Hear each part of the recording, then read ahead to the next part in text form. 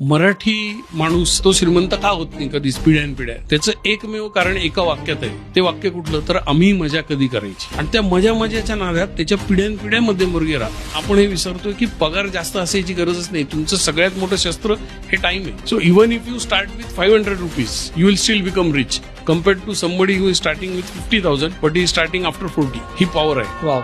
जर मला 10 वर्षात 1 कोटी हवे असतील तर मी कितीची SIP चालू केली पाहिजे? 45,000. आणि 20 वर्षात? 20 वर्षात तर 10,000 कमी. लोकांना श्रीमंत व्हायचं नाहीये, त्यांना असं वाटतं, पण त्यांना श्रीमंत दिसायचं. ते श्रीमंत दिसण्याच्या गर्ततेमध्ये ते घर घेऊन टाकतील, गाडी घेऊन टाकतील and they will show off, but they will not create the 1 crore portfolio. So 1 lakh रुपये मी गुंतवणूक केली, एकदाच केली आयुष्यात. 11% त्याच्यावर मला व्याज मिळतंय. 1 लाखाचे 2 लाख व्हायला 7 वर्ष लागतात साधारण. बरोबर. अजून 4 वर्षांनी म्हणजे 11व्या वर्षी 2 लाखाचे 3 लाख होतात. अजून एक मुद्दल ऍड झाली. असं तुम्ही कॅल्क्युलेशन करत जा एक्सेल मध्ये. 17व्या किंवा 18व्या वर्षी हे पैसे 6 पट झालेले असतात. So you will have 6 lakhs. आता माझा प्रश्न हा आहे की किती लोक 17 वर्ष सातत्याने हा गेम खेळतील?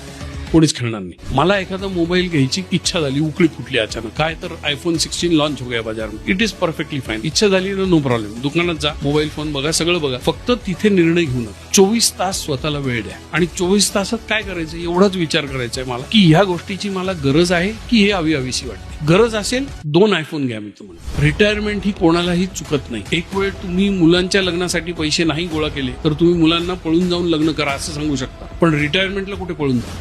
सो त्याची व्यवस्था पहिले करा. माहिती की माझा पगार नाही वाढणार आहे, तर मला अजून माझे इन्कम स्ट्रीम सोडवायचे, तर काही पर्याय केलाच पाहिजे. In fact relying on a single source of income is financially suicide. मग कसं करणार? ज्या लोकांना